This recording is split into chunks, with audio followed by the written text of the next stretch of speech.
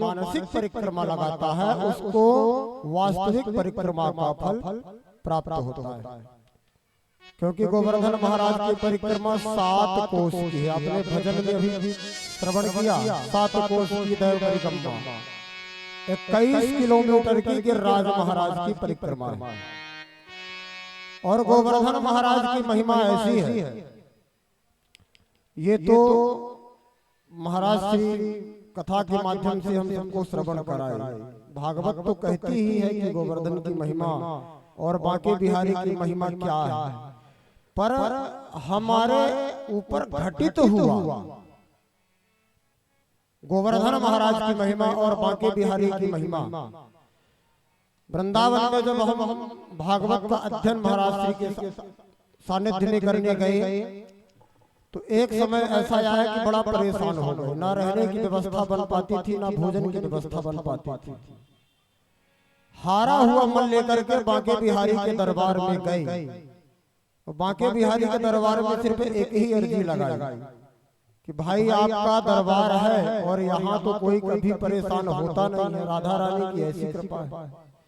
और फिर हम विद्याध्ययन करने आए और इतना परेशान हो रहे हैं प्रभु, तो बताइए कि अध्ययन करें या ब्रज में रहें या घर चले जाएं। वापस जब आश्रम आते हैं तो ऐसी कृपा बांके बिहारी ने किया कि रहने का इतना बढ़िया ठिकाना मिला, भोजन की इतनी बढ़िया व्यवस्था मिली और पढ़ने के लिए इतना बढ़िया विद्यालय मिला।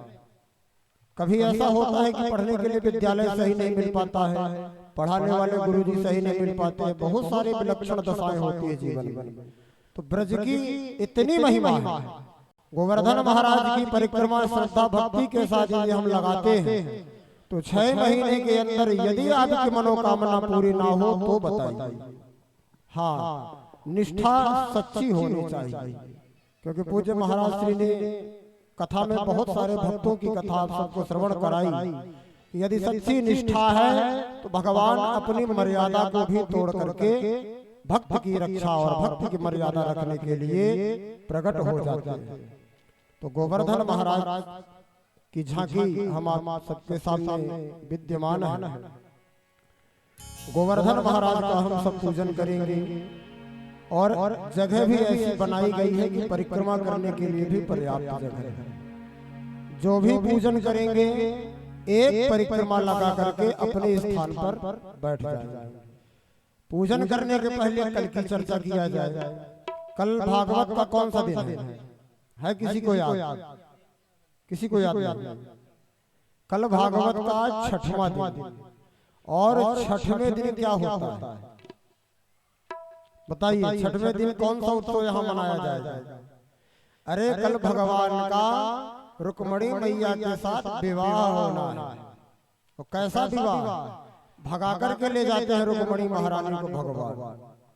राक्षस विधि से हमारे शास्त्रों में ऐसा विवाह बताया गया है। जो कन्या का हरण करके ले जाए और विवाह करे उसको राक्षस विधि विवाह कहते हैं। तो वो परमात्मा ने किया, परमात्मा कर सकते हैं क्योंकि वो सर्वशक्तिमान है, वो समर्थ को नहीं तो उसको साई। और हम आप अगर करने का प्रयास करेंगे तो हम थोड़ी सफल होंगे, क्योंकि भगवान ने जितनी लीला किया, और भगवान तो कहते भी हैं भगवान के मूलभूत 2 अवतार तो हुए हैं, एक कृष्णावतार एक रामावतार।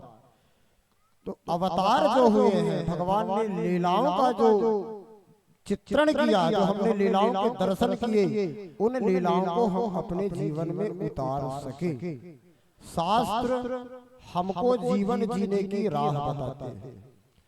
भगवान राम ने अपने जीवन में जो किया वह हम सबको करना चाहिए। माता जानकी ने जो अपने जीवन में किया वो हम सबको करना चाहिए। लेकिन भगवान श्री कृष्ण ने जो किया वो हमको नहीं करना चाहिए, कर भी नहीं पाएंगे। ना तो हम पर्वत उठा सकते, ना तो हम अग्नि को खा सकते, है ना? तो और ना ही हम किसी घर में चोरी कर सकते, ना ही 16,108 विवाह कर सकते। तो भगवान श्री कृष्ण ने जो किया, यदि वह करने का हम प्रयास करेंगे तो जीवन पर्यंत हम परेशान ही रहेंगे। लेकिन भगवान कृष्ण ने जो कहा है वह यदि हम करने का प्रयास करेंगे तो जीवन में कभी संकट नहीं आने वाला। इसलिए भगवान राम ने जो किया वो हमको करना चाहिए और भगवान कृष्ण ने जो कहा वो हमको करना चाहिए। आपके सामने गिरिराज जी महाराज का पूजन हमारे परीक्षित स्वरूप जो प्रधान यजमान बने सम्माननीय श्री सोनी जी, उन्होंने गिरिराज महाराज का पूजन संपन्न किया।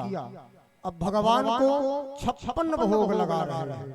बड़े भाव से सभी लोग हाथ जोड़ करके 56 भोग भगवान को समर्पण करें। तदीयं वस्तु गोविंद तुभ्यमेव समर्पये गृहाण सम्मुखो भूत्वा प्रसीद परमेश्वरो। बोल गोवर्धन महाराज की जय हो। चर्चा अधूरे में छूट गई। कल भगवान का विवाह है। अच्छा ये बताइए लड़की पक्ष वाला कौन कौन है? हाथ उठाइए। लड़की पक्ष का कौन कौन बनने को तैयार है? अरे हाथ तो उठा दो, दहेज थोड़ी मांग रहे हैं कि संकोच खा रहे हो कि हाथ न उठाना पड़े ना दहेज देना। उठाओ हाथ माता रुक्मिणी की तरफ से कौन कौन है? हाँ देखिए आप लोगों ने हाथ उठा दिया, आप लड़की पक्ष वाले, हम लड़के पक्ष वाले। दूल्हा हमारा, दुल्हन आपकी। दुल्हन आपकी तो दहेज ही तो आपको देना पड़ेगा। कौन कौन तैयार है देने को दहेज? हाथ उठाओ जरा, कुछ है लोग। अरे रुपया पैसा थोड़ी मांग रहे हैं, उठाओ हाथ। कौन कौन देगा दहेज माता रुक्मिणी को? जय हो।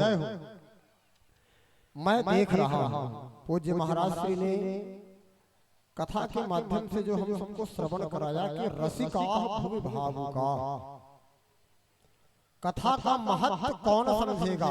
जो रसिक है और जो भावुक है। आप सबको देख करके मन गदगद हो गया। आप सब रसिक भी हैं और भावुक भी। माता रुक्मिणी और भगवान श्री कृष्ण की दिव्य झांकी कल आप सबके सामने विराजमान होगी। माता रुक्मिणी को देखिए, आपने तो पहले स्वीकार कर लिया है कि आप लड़की पक्ष वाले। माता रुक्मिणी को जो भी आपको दहेज में देना हो, ऐसा नहीं है कि दहेज में मोटरसाइकिल दे दो, 4 व्हीलर दे दो, जो श्रद्धा हो।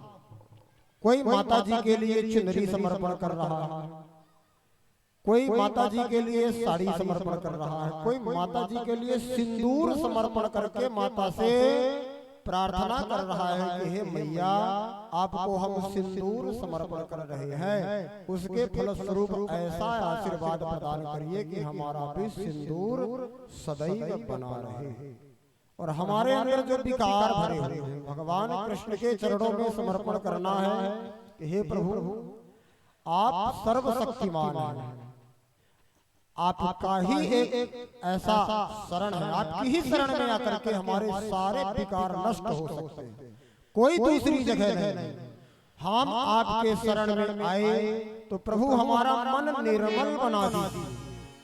हमारे मन में जो विकार भरा हुआ है, किसी के प्रति हमारे मन में कभी द्वेष भावना आ जाती है, कभी अनायास क्रोध आ जाता है। देखिए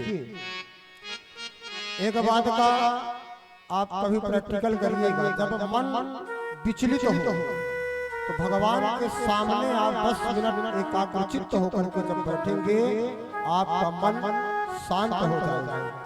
कल माता रुक्मिणी के दिव्य विवाह में जिसकी जो श्रद्धा बन पाए, आप लोग माता रुक्मिणी को समर्पण करने के लिए जो भी श्रृंगार की सामग्री, जो भी ठाकुर जी को सामग्री लाना हो वो सबको समर्पण कर। यजमान ने हमारे पूजन संपन्न कर लिया। अब प्रारंभ करें सभी लोग। देखिए मैंने पहले भी आपसे निवेदन किया है, ऐसा जरूरी नहीं है कि अगर हमारे जेब में पैसा नहीं है तो पूजन करने ना आए। भगवान पैसा नहीं मांगते, भगवान क्या मांगते हैं? आपका सुंदर मन। पत्रम पुष्पम फलम तोयम यो मे भक्त्या प्रयच्छति।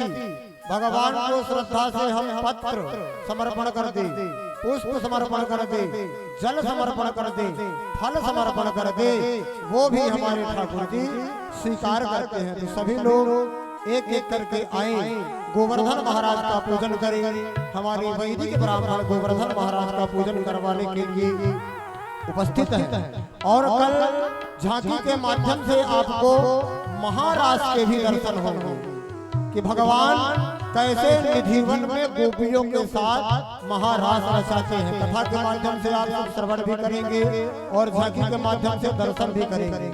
गिरिराज महाराज का एक एक करके पूजन करें, एक परिक्रमा लगा करके अपने स्थान में बैठते जाएं और भजनों का आनंद लें। और महाराज श्री का चैनल YouTube पे आचार्य रोहित तिवारी YouTube पे सर्च करें और महाराज जी का चैनल सब्सक्राइब करें, ताकि आगामी यात्रा और आगामी कथा भी आप घर बैठे श्रवण कर सके। बोल गोवर्धन महाराज की जय हो।